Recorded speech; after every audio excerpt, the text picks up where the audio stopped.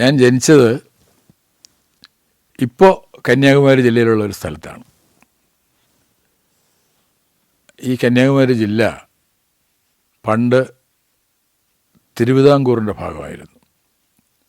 തിരുവിതാംകൂറിൻ്റെ നെല്ലറ എന്ന് പറയാവുന്ന ഒരു സ്ഥലമായിരുന്നു. അതിമനോഹരമായ ഒരു ഭൂപ്രദേശമാണ് കന്യാകുമാരി ജില്ല എന്ന് പറയുന്നത്. ഒരു വശത്ത് പർവ്വതനിരകളും മറുവശത്ത് സമുദ്രവും തെക്കേ അറ്റത്ത് 3 സമുദ്രങ്ങൾ വന്നു ചേരുന്ന സ്ഥലവും ഒക്കെ ആയിട്ട് അത്ര ഗംഭീരമാണ്. കന്യാകുമാരിയിൽ നിന്ന് ഉദയവും അസ്തമയവും കാണാം. 7-8 അണക്കെട്ടുകൾ അവിടെയുണ്ട്. ചെറുതും വലുതുമായിട്ടുള്ള 7-8 അണക്കെട്ടുകൾ ഒരു ജില്ലയിലുണ്ട്. ആലോചിച്ച് നോക്കണം. അപ്പോൾ എത്രമാത്രം കാർഷികമായിട്ട് എൻഗേജ്ഡായിട്ടുള്ള ഒരു ജില്ലയാണ് അതെന്ന് ആലോചിച്ച് നോക്കണം. ഇത്രയും ഇത് ജലസേചനത്തിന് വേണ്ടിയിട്ടുള്ളതാണ്, അല്ല ഹൈഡ്രോ ഇലക്ട്രിക് അല്ല. ജലസേചനത്തിന് വേണ്ടിയുള്ള 7 ചെറുതും വലുതുമായിട്ടുള്ള അണകൾ, പേച്ചിപ്പാറ, പെരിഞ്ചാണി, ഗോതയാർ എന്ന് തുടങ്ങി പല ചിറ്റാറ്, അങ്ങനെ പല ഡാമുകൾ ഉള്ള ഒരു സ്ഥലം. ഒരുപാട് കുളങ്ങൾ. നമ്മളിവിടുന്ന് കന്യാകുമാരിക്ക് പോകുമ്പോൾ തന്നെ, ഇപ്പോൾ മാറിയിട്ടുണ്ട്, കുളങ്ങളൊക്കെ അവിടെ ഉണ്ടോ എന്ന് എനിക്കറിയില്ല. ഇപ്പോൾ ഇല്ല, പലതും കുളമല്ലാതായി മാറി. കുളം നികത്തി വലിയ കെട്ടിടങ്ങൾ വരെ വന്നിട്ടുണ്ട് അവിടെ. പണ്ട് കന്യാകുമാരിയിൽ പോകുന്ന വഴിക്ക് ഈ ഹൈവേയുടെ 2 സൈഡും ഇഷ്ടം പോലെ കുളങ്ങൾ നമ്മൾ അപ്പം തന്നെ കാണാം. ആ വഴിയിൽ തന്നെ കാണാം, ആ റോഡിൽ തന്നെ കാണാം. അപ്പോൾ അതിനുള്ളിലൊക്കെ എത്രമാത്രം കാണുമെന്ന് ആലോചിക്കും. അങ്ങനെ ഈ കാർഷികമായിട്ട് വളരെയേറെ മുന്നോട്ട് നിന്നിരുന്ന ഒരു ജില്ലയാണ് കന്യാകുമാരി ജില്ല. അതുപോലെ തന്നെ സാംസ്കാരികമായിട്ട് തിരുനൈനാർകുറിച്ചി മാധവൻ നായർ, തീക്കുറിശി സുകുമാരൻ നായർ, കമുകറ പുരുഷോത്തമൻ, ഇവരെല്ലാവരും കന്യാകുമാരി ജില്ലക്കാരാണ്. ആത്മവിദ്യാലയമേ എന്നുള്ള പാട്ട് എഴുതിയത് ഹരിശ്ചന്ദ്ര എന്ന് പറയുന്ന സിനിമയിൽ ആത്മവിദ്യാലയമേ എന്നുള്ള പാട്ട് എഴുതിയത് തിരുനൈനാർകുറിച്ചി മാധവൻ നായർ എന്ന് പറയുന്ന കവിയായിരുന്നു. ആ പാട്ട് പാടിയത് കമുകറ പുരുഷോത്തമൻ എന്ന് പറയുന്ന തിരുവട്ടാറുകാരനായിരുന്നു, കന്യാകുമാരി ജില്ലക്കാരനായിരുന്നു. ആ പാട്ട് സീനിൽ അഭിനയിച്ചത് തിക്കുറിശി സുകുമാരൻ നായർ എന്ന് പറയുന്ന കന്യാകുമാരി ജില്ലക്കാരനായിരുന്നു. അപ്പോൾ ഒരു സിനിമയിൽ തന്നെ ഉള്ള 3 പേരും ആ കന്യാകുമാരി എന്ന് പറയുന്ന ആ ജില്ലയിൽപ്പെട്ട ആൾക്കാരാണ്. ഇവരെല്ലാം ജനിച്ച ജില്ലയിലാണ്, ആ സ്ഥലത്താണ് ഞാനും ജനിച്ചത്. കന്യാകുമാരി ജില്ലയിലെ തിരുവട്ടാർ എന്ന് പറയുന്ന സ്ഥലത്താണ് ഞാൻ ജനിച്ചത്. തിരുവട്ടാർ എന്ന് പറയുന്നത് ഒരു സാംസ്കാരിക ഭൂപടത്തിൽ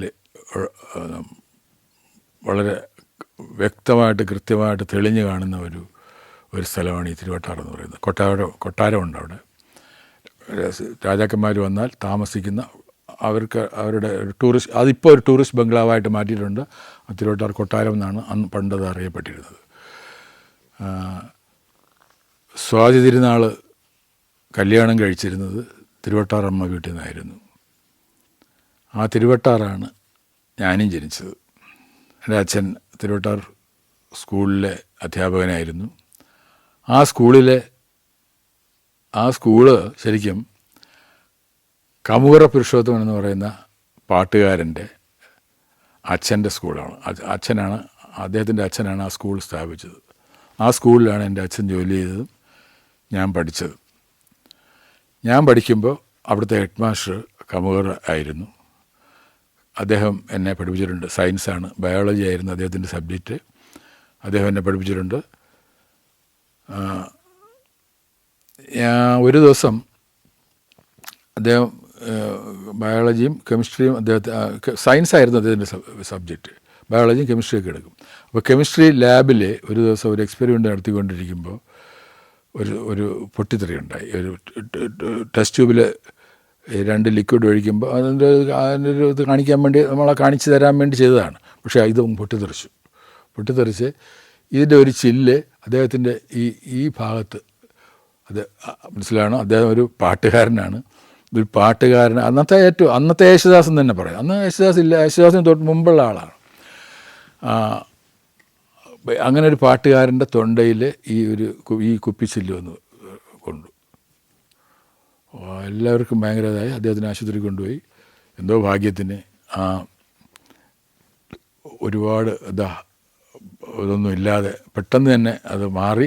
അതിനകത്തോട്ട് അധികം പോയില്ല, ചെറിയൊരു മുറിവേ ഉണ്ടായിരുന്നുള്ളൂ. തൊണ്ടയിൽ തന്നെ ഒരു പാട്ടുകാരൻ്റെ തൊണ്ടയിൽ കുപ്പിച്ചില്ല് കൊള്ളുക എന്ന് ആലോചിച്ച് നോക്കുക. എന്തോ അതൊരു ഞങ്ങൾ അന്നത്തെ അവിടുത്തെ വിദ്യാർത്ഥികളടക്കം എല്ലാവരും കരഞ്ഞു പോയൊരു സംഭവമാണ്. അദ്ദേഹത്തിന് കാർ എനിക്കിപ്പോഴും ഓർമ്മയുണ്ട്. അദ്ദേഹത്തിനടുത്ത് ആ വണ്ടിയിൽ കാറിനകത്ത് കയറ്റി കൊണ്ടുപോകുന്ന പ്ലൈമത്ത് കാറായിരുന്നു, അദ്ദേഹത്തിൻ്റെ കാറായിരുന്നു.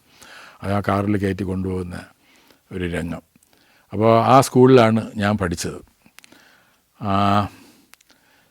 അപ്പോൾ അതിന് മുമ്പുള്ള കാര്യം ഒരു പറയാം. എൻ്റെ ജനനം തൊട്ട് തുടങ്ങാം. ജനിക്കുമ്പോൾ ആരും ചിരിച്ചുകൊണ്ട് ജനിക്കില്ല.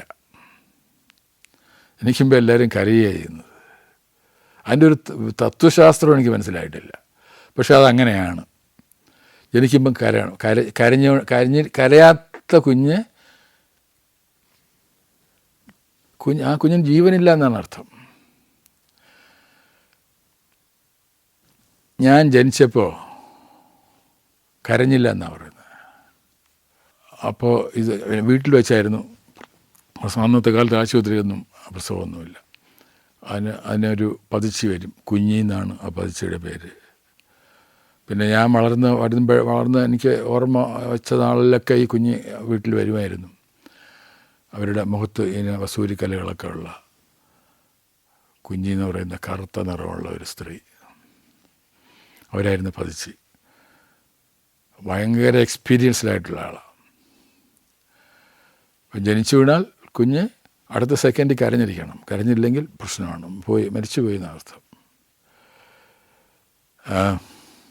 ഇവർ തട്ടി നോക്കി അടിച്ചു നോക്കി രക്ഷയില്ല. ഇവർ ഭയങ്കര എക്സ്പീരിയൻസ്ഡ് ആയിട്ടുള്ള പതിച്ചയാണ്. ഇവർ പറഞ്ഞു ഒരു എന്താ എല്ലാം കൽപ്പന പോലെയാണ്. കുറച്ച് തിളച്ച വെള്ളം കൊണ്ടുവരാൻ പറഞ്ഞു. അപ്പോൾ ഇവർ തിളച്ച വെള്ളം കൊണ്ടുവരാൻ പറഞ്ഞാൽ കൊണ്ടുവരല്ലേ വേണ്ട, കൂടെ ആവശ്യമില്ല ചോദ്യമൊക്കെ എന്തിനാന്നൊക്കെ ചെയ്യും. അങ്ങനെ ഒരു തിളച്ച വെള്ളം കൊണ്ടുകൊടുത്തു. തിളച്ച വെള്ളം കൊണ്ടുകൊടുത്ത് ഈ കാല് പിടിച്ച് ഈ ഇതിൽ മുക്ക് അങ്ങനെയാണ് അത്. പിന്നെ ശരിക്കും ജീവനുണ്ടെങ്കിൽ അപ്പോൾ കരയും എന്നാണ്. ഈ മുക്കൊന്നതിന് തൊട്ട് മുമ്പ് ഇവർ കാലിൽ ഒറ്റ അടി അടിച്ചെന്നാണ് പറയുന്നത്. സാധാരണ കണ്ടുകൊണ്ട് നിൽക്കുന്നവരാരും സഹിക്കാത്ത ഇതാണത്. ജനിച്ച ഉടനെയുള്ള കുഞ്ഞിനെ അടിക്കുക എന്ന് പറഞ്ഞാൽ അടിച്ചു. ആ അടിയിൽ കരഞ്ഞു എന്നാണ് പറയുന്നത്. അതല്ലാന്നുണ്ടെങ്കിൽ ഈ കാല് ആ വെള്ളത്തിൽ മുക്കുമായിരുന്നു. എന്തോ വെള്ളത്തിൽ മുക്കുന്നതിന് മുമ്പ് ഞാൻ കരഞ്ഞു. അങ്ങനെ മരിച്ച് ജനിക്കുകയും പിന്നീട് ജീവിക്കുകയും ചെയ്ത ഒരാളാണ് ഞാൻ. അത് പിന്നീട് അമ്മ ഇത് പറയുമ്പോൾ അമ്മ സന്തോഷമുണ്ട്. പക്ഷേ അമ്മയുടെ ആ സന്തോഷത്തിൻ്റെ പുറകിൽ കണ്ണിലെപ്പോഴും ആ കണ്ണീര് വന്ന് നിൽക്കും. കണ്ണീരിൻ്റെ പുറകിൽ ആയിരിക്കും ആ ചിരിയുള്ളത്. ആ ചിരിച്ചുകൊണ്ട് അമ്മ ഇത് പറയും. എനിക്കും അതിനെക്കുറിച്ച് ഞാൻ ഇപ്പോഴും ആലോചിക്കും. എന്തൊരവസ്ഥയായിരുന്നിരിക്കും അമ്മയുടെ അവസ്ഥ. സ്വന്തം കുഞ്ഞ് ജനിച്ച് അപ്പോൾ മരിച്ച് ജീവനില്ല എന്ന് പറയുമ്പോൾ എന്തായിരിക്കും അപ്പോഴത്തെ അവസ്ഥ. പിന്നീട് കരയുമ്പോൾ ഉള്ള അമ്മയുടെ അവസ്ഥ, അമ്മയുടെ ആ സന്തോഷം. കണ്ണിൽ കണ്ണീരും ചുണ്ടിൽ ചിരിയും ഉണ്ടാവും. തിരുവട്ടാർ സ്കൂളിലായിരുന്നു, ഹൈസ്കൂളിലാണ് ഞാൻ നേരത്തെ പറഞ്ഞു. തിരുവട്ടാർ ഹൈസ്കൂളിലായിരുന്നു അച്ഛന് ജോലി. തിരുവട്ടാർ ഹൈസ്കൂളിലെ 11ാം ക്ലാസ്, അന്ന് 11ാം ക്ലാസ് ആയിരുന്നു. 11th സ്റ്റാൻഡേർഡ് വരെ ഉണ്ടായിരുന്നു. 11th സ്റ്റാൻഡേർഡ് പഠിക്കുമ്പോൾ എല്ലാ കൊല്ലവും അവിടെ ആനുവൽ ഡേക്ക് നാടകങ്ങളൊക്കെ കളിക്കാറുണ്ടായിരുന്നു. അപ്പോൾ ആ ആനുവൽ ഡേക്ക് എൻ്റെ അവസാനത്തെ വർഷമായതുകൊണ്ടും എൻ്റെ അച്ഛൻ അവിടുത്തെ അധ്യാപകനായതുകൊണ്ടും എന്നെ ആ വർഷത്തെ നാടകത്തിൽ, ആനുവൽ ഡേക്കുള്ള നാടകത്തിൽ എന്നെയും കൂടെ ഉൾപ്പെടുത്തി. അത് TN ഗോപിനാഥൻ നായർ എഴുതിയ ഒരു നാടകമാണ്.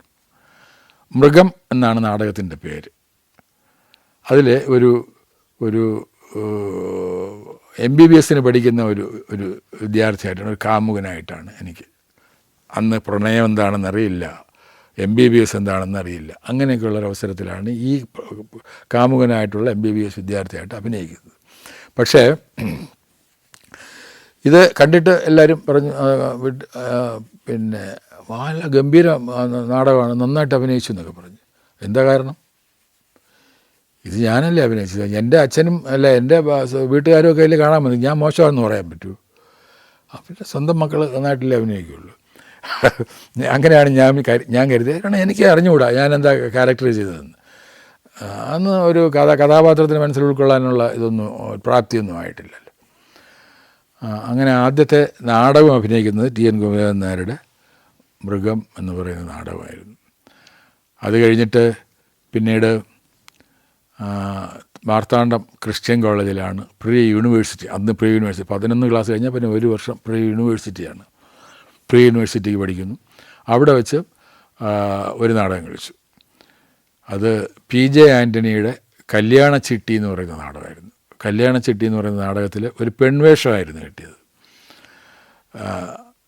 അത് കഴിഞ്ഞാൽ പിന്നെ ഈ പഠിക്കുന്ന കാലത്ത് ഞാൻ അഭിനയമോ അങ്ങനത്തെ കലാപരിപാടികളൊന്നുമില്ല. മധ്യപ്രദേശ്, ആൻഡമാൻ, ലക്നൗ, ബറോഡ, നാഷിക്, ഡൽഹി, ആഗ്ര, ഗോളിയോർ.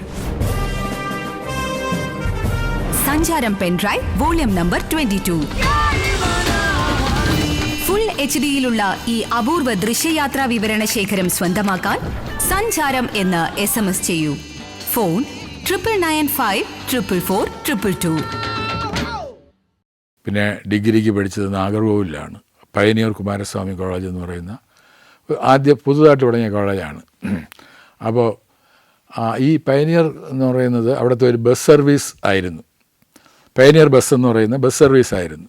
ആദ്യമായിട്ട് നാഗർകോവിൽ തിരുവനന്തപുരം ബസ് ഓപ്പറേറ്റ് ചെയ്തതൊക്കെ പയനിയർ ബസ്സാണ്, പ്രൈവറ്റ് ബസ്. അപ്പോൾ പിന്നീട് അത് നാഷണലൈസ് ചെയ്തപ്പോൾ അവരുടെ വർക്ക്ഷോപ്പ് ഫ്രീ ആയി. ആ വർക്ക്ഷോപ്പിൽ അവർ ഒരു കോളേജ് തുറന്നു. പയനിയർ കുമാരസ്വാമി കോളേജ് എന്നാണ് ആ കോളേജിൻ്റെ പേര്. അതിൻ്റെ ഈ കോളേജ് നമ്മൾ പഠിക്കാൻ പോകുന്ന ഞാൻ അവിടെ പോയി ജോയിൻ ചെയ്തു. അപ്പോൾ അതിൻ്റെ ഒരു ഭാഗത്ത് ഈ പഴയ സ്പെയർ പാർട്സും വണ്ടിയുടെ ഭാഗങ്ങളും ഒക്കെ കൂട്ടിയിട്ടിട്ടുണ്ട്. ഒരു ഭാഗത്ത് നമ്മളിരുന്ന് പഠിക്കണം. ഷെഡ് പോലത്തെ കെട്ടിയിട്ടൊക്കെയാണ് പഠിപ്പിക്കുന്നത്. പുതുതായിട്ട് തുടങ്ങിയ കോളേജ് ആയതുകൊണ്ട് തന്നെ കലാപരമായ പ്രവർത്തനങ്ങൾ അങ്ങനെ ആനുവൽ ഡേ സെലിബ്രേഷൻസ് അങ്ങനെ ഒന്നുമില്ലായിരുന്നു. അത് പഠിത്തം മാത്രമേ ഉണ്ടായിരുന്നുള്ളൂ. അങ്ങനെ പഠിച്ചു. അവിടെ ഒരു സമരം, ഒരു ആൻറ്റി ഹിന്ദി അജിറ്റേഷൻ നടക്കുന്ന സമയമാണ്. അതായത് ഹിന്ദി വേണ്ട എന്ന് പറഞ്ഞ് ഒരു സമരം നടക്കുന്ന സമയമാണ് തമിഴ്നാട്ടിലെല്ലായിടത്തും. തമിഴിൽ ഹിന്ദി വേണ്ട, തമിഴ്നാട്ടിൽ ഹിന്ദി വേണ്ട, ഹിന്ദി അടിച്ചേൽപ്പിക്കരുത് എന്നും പറഞ്ഞ് സമരം നടത്തുന്ന സമയമായിരുന്നു. അതിനെതിരായിട്ട് ഹിന്ദിയും വേണം എന്ന് പറഞ്ഞ് സമരം നടത്തി ഞങ്ങളുടെ കോളേജ്. അത് തമിഴ്നാട് ഗവൺമെൻറ്റിനും ഞങ്ങളുടെ കോളേജ് അതോറിറ്റീസിനും ഒന്നും സഹിക്കാൻ പറ്റുന്ന കാര്യമല്ല. അവർ വേണ്ടാന്ന് പറയുന്ന ഒരു സാധനത്തിന് ഇവിടുത്തെ ഒരു കോളേജിലെ ഡോക്കിലെ പിള്ളേർ വേണമെന്ന് പറഞ്ഞാൽ അത് അവർക്ക് സഹിക്കാൻ പറ്റില്ല. അവരെ സസ്പെൻഡ് ചെയ്ത് വീട്ടിൽ അച്ഛന് ടെലഗ്രാം, അന്ന് ഫോണ് ഇല്ലല്ലോ, ടെലഗ്രാം വന്നു. Son found mischievous, meet me immediately എന്നായിരുന്നു ടെലിഗ്രാം. അച്ഛൻ അധ്യാപകനാണ്. അച്ഛൻ വന്നു. അച്ഛൻ കോളേജിൽ വന്നു. പ്രിൻസിപ്പലിനെ കണ്ടു. പ്രിൻസിപ്പൽ അങ്ങ് ചൂടാന്ന് വെച്ചാൽ the name of this institution is in stake just because of your son എന്നൊക്കെ പറഞ്ഞു. അച്ഛനും അധ്യാപകനാണ്. അപ്പം അച്ഛൻ ചോദിച്ചു, ഇവൻ എന്താ തെറ്റ് ചെയ്തതെന്ന്. അവൻ ഹിന്ദി വേണമെന്ന് പറഞ്ഞ സമരം എന്നൊക്കെ പറയും. അല്ല, ഹിന്ദി ഒരു സബ്ജക്റ്റ് കൂടെ പഠിക്കണമെന്നല്ലേ അവൻ പറഞ്ഞുള്ളൂ. അല്ലാതെ വേറെ ഒന്നും പഠിക്കണ്ട, ഹിന്ദി മാത്രം പഠിച്ചാൽ മതി എന്നല്ലല്ലോ പറഞ്ഞത്. ഹിന്ദിയും കൂടെ പഠിക്കണം എന്നല്ലേ പറഞ്ഞുള്ളൂ. അതിലെന്താ തെറ്റ്? ഞാനും അധ്യാപകനാണ്, അതിലെന്താ തെറ്റ്? നിങ്ങൾക്ക് അവനെ ഇവിടെ പഠിപ്പിക്കാൻ പറ്റില്ല എന്നുണ്ടെങ്കിൽ പറഞ്ഞയച്ചേക്ക്, ഞാനൊരു മുറുക്കാൻ കട ഇട്ട് കൊടുക്കാം, അവൻ ജീവിച്ചോളൂ എന്ന് പറഞ്ഞു. ഇന്നിപ്പോൾ അച്ചാറൊക്കെ പോയി. ഞാൻ സസ്പെൻഷനിലുമാണ്. അപ്പോൾ ഞങ്ങളുടെ പ്രൊഫസർ ഇടപെട്ടു. മനോഹരൻ എന്നായിരുന്നു അദ്ദേഹത്തിൻ്റെ പേര്, പ്രൊഫസർ S. മനോഹരൻ. അദ്ദേഹത്തിന് മലയാളമൊക്കെ അറിയാം. തമിഴനാണ്, എന്നാലും തിരുവനന്തപുരത്ത് നിന്നാണ് വിവാഹം കഴിച്ചിരുന്നതൊക്കെ, മലയാളം അറിയാം. അപ്പോൾ അദ്ദേഹം ഇടപെട്ടു. അദ്ദേഹത്തിന് മാനേജ്മെൻറ്റിൽ നല്ല ഹോൾഡ് ഉണ്ടായിരുന്നു. അപ്പോൾ അങ്ങനെ അവൻ കുഴപ്പമില്ലാതെ പഠിക്കുന്നൊരു കുട്ടിയാണ്, അവനെ അങ്ങനെ ഒരു ആക്ഷൻ എടുത്ത് പറഞ്ഞു വിടുന്നത് ശരിയല്ല എന്നൊക്കെ ഇടപെട്ട് അവസാനം ഒരു മാപ്പ് എഴുതി കൊടുത്തിട്ട് എന്നെ തിരിച്ചു കയറ്റി. അങ്ങനെ ഞാൻ ആ കോളേജിൽ വീണ്ടും പഠിച്ചു. ബികോം ഒക്കെ നല്ല രീതിയിൽ തന്നെ പാസ്സായി. അപ്പോൾ ഈ കന്യാകുമാരി ജില്ല എന്ന് പറയുന്നത് അപ്പോഴത്തേക്കും ഞാൻ ജനിച്ചപ്പോൾ അത് കേരളമായിരുന്നു, അല്ലെങ്കിൽ തിരുവിതാംകൂറായിരുന്നു. എനിക്കൊരു 5 വയസ്സ് കഴിഞ്ഞപ്പോൾ ഞാൻ നിന്ന സ്ഥലത്ത് തന്നെ നിന്നു, പക്ഷേ എൻ്റെ സ്റ്റേറ്റ് മാറി. മലയാളിയായിരുന്ന ഞാൻ തമിഴ്നാട്ടുകാരനായി. സ്റ്റേറ്റ് റീഓർഗനൈസേഷൻ വന്നപ്പോൾ കന്യാകുമാരി ജില്ല തമിഴ്നാടിന് കൊടുക്കുകയും പാലക്കാടിൻ്റെ കുറച്ച് ഭാഗം കേരളത്തിലെടുക്കുകയും ചെയ്തു. അപ്പോൾ അങ്ങനെ ഞാൻ തമിഴ്നാടിൻ്റെ ഭാഗമായി. ഇപ്പോൾ ചുറ്റുപാടുമൊക്കെ തമിഴരാണ് അധികമുള്ളത്. അവിടെ ഭയങ്കര നാടാർ കമ്മ്യൂണിറ്റിയാണ്, അവിടുത്തെ പ്രബലമായ ഒരു കമ്മ്യൂണിറ്റിയാണ്. അവരാണ് ഈ സമരത്തിനൊക്കെ നേതൃത്വം കൊടുത്ത് അവർക്ക് തമിഴ്നാട്ടിൻ്റെ കൂടെ ചേരണമെന്നൊക്കെ പറഞ്ഞ് നേതൃത്വം കൊടുത്തവരാണ്. അതുകൊണ്ട് തന്നെ അവിടുത്തെ മലയാളികളുമായിട്ട് പല സ്ഥലത്തും കൺഫ്രോണ്ടേഷൻ നടന്നിട്ടുണ്ട്, വഴക്കുകൾ നടന്നിട്ടുണ്ട്. പക്ഷേ ഞങ്ങളുടെ വീട്ടിൽ എൻ്റെ അപ്പൂപ്പൻ അധ്യാപകനായിരുന്നു. എൻ്റെ കുടുംബത്തിൽ അങ്ങനത്തെ പ്രശ്നമേ ഉണ്ടായിട്ടില്ല. കാരണം ഇവർ അവിടുത്തെ നാട്ടുകാരോടെല്ലാം ഭയങ്കര സ്നേഹമുള്ള മനുഷ്യരായിരുന്നു അപ്പൂപ്പൻ്റെ. അവിടെ ബാക്കിയുള്ള മലയാളികൾക്കെല്ലാം പ്രശ്നം ഉണ്ടായപ്പോഴും ഞങ്ങളുടെ വീട്ടുകാർക്ക് ഒരു പ്രശ്നം ഉണ്ടായില്ല. അവർ പഴയതുപോലെ തന്നെ ഞങ്ങളോട് പെരുമാറുകയൊക്കെ ചെയ്തു. അങ്ങനെ ഞാൻ എൻ്റെ ഡിഗ്രി വരെ ഞാൻ പിന്നെ പഠിച്ചതും അവിടെയാണ്. അത് കഴിഞ്ഞിട്ട് ഡിഗ്രി കഴിഞ്ഞിട്ട് എനിക്ക് ജോലിക്കൊക്കെ അമ്മയ്ക്ക് ജോലിക്ക് പോകണമെന്നായിരുന്നു, അച്ഛന് പിന്നെയും പഠിക്കണമെന്നായിരുന്നു. അതിനു മുമ്പ് ഞാൻ നേരത്തെ എന്നെ ഡോക്ടറാക്കണമെന്നായിരുന്നു അച്ഛനാഗ്രഹം. അപ്പോൾ അതിനാണ്ട് ആദ്യം പ്രീ യൂണിവേഴ്സിറ്റിക്ക് പഠിച്ചത് സയൻസ് ഗ്രൂപ്പാണ്. അപ്പോൾ അത് കഴിഞ്ഞു. പ്രീ യൂണിവേഴ്സിറ്റിയാണ്. കഴിഞ്ഞിട്ട് MBBS അപ്ലൈ ചെയ്തു, കിട്ടിയില്ല. തമിഴ്നാട് വന്നു. ഞാൻ മധുരയും ചെന്നൈയും ഒക്കെ പോയി, എന്നിട്ട് കാര്യങ്ങളൊന്നും നടന്നില്ല. അവസാനം അതങ്ങനെയാണ് ഞാൻ BCom-ന് പയനിയർ കുമാരസ്വാമി കോളേജ് എന്ന് പറയുന്ന കോളേജിൽ പോയി ചേരുന്നത്. അപ്പോൾ എനിക്കൊരു ഡോക്ടറാക്കാൻ ഉള്ള എൻ്റെ അച്ഛൻ്റെ ആഗ്രഹം നടന്നില്ല. അവിടെ നിന്ന് ഞാൻ BCom കഴിഞ്ഞു. BCom കഴിഞ്ഞിട്ട് പിന്നെ അപ്പോൾ അമ്മയ്ക്ക് ജോലിക്ക് പോകണമെന്നായി, അച്ഛന് പിന്നെയും പഠിക്കണമെന്നായിരുന്നു. അവസാനം അച്ഛൻ്റെ ആഗ്രഹം തന്നെ നടന്നു. അച്ഛൻ എന്നെ MCom-ന് അയച്ചു. അത് തമിഴ്നാട്ടിൽ MCom പഠിക്കണമെന്നുണ്ടെങ്കിൽ നാഗർകോവിലിൽ MCom ഇല്ലായിരുന്നു, പിന്നെ മധുരയേ ഉണ്ടായിരുന്നുള്ളൂ. അപ്പോൾ ഞാൻ തിരുവട്ടാർ എന്ന് പറയുന്ന സ്ഥലത്ത് നിന്ന് മധുരയിൽ പോകുന്നതിനേക്കാളും അതിൻ്റെ 4 ദൂരമില്ല എനിക്ക് തിരുവനന്തപുരത്ത് വരാൻ. 100 കിലോമീറ്ററേ ഉള്ളൂ, അല്ല 50 കിലോമീറ്ററേ ഉള്ളൂ. 50 കിലോമീറ്റർ തിരുവട്ടാറിൽ നിന്ന് 50 കിലോമീറ്ററേ ഉള്ളൂ തിരുവനന്തപുരത്തേക്ക്. അപ്പോൾ അതുകൊണ്ട് തിരുവനന്തപുരത്തുള്ള കോളേജ് ചേരാമെന്ന് പറഞ്ഞ് വന്ന് ഇവിടെ മാറിവാനിയസ് കോളേജിൽ MCom-ന് ചേർന്നു. മാറിവാനിയസ് അവിടെയും ഈ കലാപരമായ പ്രവർത്തനങ്ങൾ ഏറ്റവും മുമ്പിട്ട് നിന്നിരുന്ന ഒരു സ്ഥലമാണ് മാറിവാനിയസ് കോളേജ്. പക്ഷേ ഞങ്ങൾ ഈ MCom ആയതുകൊണ്ടും ഞങ്ങളുടെ ക്ലാസ്സിൽ 10 പേരെ ഉണ്ടായിരുന്നുള്ളൂ. പഠിത്തമായിരുന്നു. ഒരുമാതിരി ഇന്നത്തെ റിസർച്ച് ഓറിയൻറ്റഡ് സ്റ്റഡീസ് പോലെയായിരുന്നു അന്നത്തെ കോമേഴ്സ് MCom എന്ന് പറയുന്നത്. അപ്പോൾ അത്ര ലൈബ്രറിയും ഇതൊക്കെ ഉള്ള കർശനമായിട്ട് നല്ല പ്രൊഫസർമാരും നല്ല അധ്യാപകരും ഒക്കെ ഉണ്ടായിരുന്ന നമ്മളെ ഒരു കാലമായിരുന്നത്. അപ്പോൾ അവിടെയും കലാപരമായിട്ടുള്ള പ്രവർത്തനങ്ങളൊന്നുമില്ലായിരുന്നു. ഞങ്ങളുടെ പ്രൊഫസർ എന്ന് പറയുന്നത് ആ പ്രൊഫസറെ കുറിച്ചൊന്നും പറയാതെ പോകുന്നത് ശരിയല്ല. ജേക്കബ് സാർ എന്ന് പറയുന്ന ആളാണ്. പുള്ളി പാലാക്കാരനാണ്. മുറുക്കും. പുള്ളിക്ക് ഈ ഗോൾഡൻ കളറിലുള്ള ജുബ്ബയാണ്, മുണ്ടാണുള്ളത്. അന്നത്തെ കോളേജ് പ്രൊഫസറാണ്. അന്നത്തെ കോളേജ് പ്രൊഫസർമാരെല്ലാവരും പിന്നെ ടിപ്പായിട്ട് പാൻസും ഷർട്ടും വേണമെങ്കിൽ കോട്ടും കൂടെ ഇടുന്ന സമയമുണ്ടായിരുന്നു. ഞാൻ മാർത്താണ്ഡത്തൊക്കെ പഠിക്കുമ്പോൾ കോട്ടിട്ട് വരുന്ന പ്രൊഫസർമാരുണ്ടായിരുന്നു. പക്ഷേ ഇദ്ദേഹം മുണ്ടും ഈ ജുബയും ഖാദി സിൽക്കിൻ്റെ ജുബയും, ഒരു സ്വർണ്ണ പല്ലുണ്ട്. ഇത്രയും നല്ല അധ്യാപകനെ ഞാൻ എൻ്റെ ജീവിതത്തിൽ കണ്ടിട്ടില്ല. എൻ്റെ അച്ഛനടക്കം അപ്പൂപ്പനടക്കം എല്ലാവരും അധ്യാപകരാണ്. പക്ഷേ ജേക്കബ് സാറിനെ പോലൊരു അധ്യാപകനെ ജീവിതത്തിൽ കണ്ടില്ല. പാലാക്കാരനാണ് അദ്ദേഹം. MCom-ൻ്റെ അവസാന വർഷത്തിൽ പരീക്ഷ അടുപ്പിച്ചൊക്കെ ആയപ്പോൾ അദ്ദേഹത്തിന് കാലിലൊരു വേദന വന്നു. വലിയ പ്രശ്നമായിട്ട് അത് അദ്ദേഹത്തിന് നടക്കാൻ പറ്റാത്തൊരു കണ്ടീഷനായി. മെഡിക്കൽ കോളേജിൽ പോയപ്പോൾ പിന്നെ ഇത് ബുദ്ധിമുട്ടാണ്, ഇത് ആംബ്യൂട്ട് ചെയ്യണം, കാല് മുറിച്ച് മാറ്റേണ്ടി വരും എന്ന് പറഞ്ഞു. അപ്പോൾ പുള്ളി പറഞ്ഞു അതെങ്ങനെ, ആ കൺഫ്യൂഷനായി പുള്ളി. എൻ്റെ ഇവിടുത്തെ പിള്ളേരുടെ പോർഷനൊന്നും തീർന്നിട്ടില്ല. അപ്പോൾ ഡോക്ടർമാർ ചോദിച്ചു എന്താ നിങ്ങൾ കാലിൻ്റെ പ്രശ്നമാണ്, പിള്ളേരുടെ പോർഷൻ എന്നൊക്കെ പറഞ്ഞു. അല്ല അത് തീർക്കാതെ വരാൻ പറ്റില്ല, തീർത്തിട്ട് നോക്കാമെന്ന് പറഞ്ഞു. അങ്ങനെയാണെങ്കിൽ പറഞ്ഞു നിങ്ങളൊരു കാര്യം ചെയ്യണം, ബെഡ് റെസ്റ്റ് എടുക്കണം, ബെഡ് റെസ്റ്റ് എടുത്തില്ലെങ്കിൽ ഇതിന് മുകളിൽ വെച്ച് മുറിക്കണം, ഇപ്പോഴാണെങ്കിൽ താഴെ മുറിച്ചാൽ മതി എന്ന് പറഞ്ഞു. ഇത് വേറെ എവിടെയെങ്കിലും ഇത് നടന്നിട്ടുണ്ടോ എന്ന് എനിക്കറിയില്ല ഇങ്ങനത്തെ ഒരു സംഭവം. അദ്ദേഹം ബെഡിൽ ശരിയെന്ന് പറഞ്ഞിട്ട് അദ്ദേഹം ബെഡിൽ ഇങ്ങനെ കിടക്കും.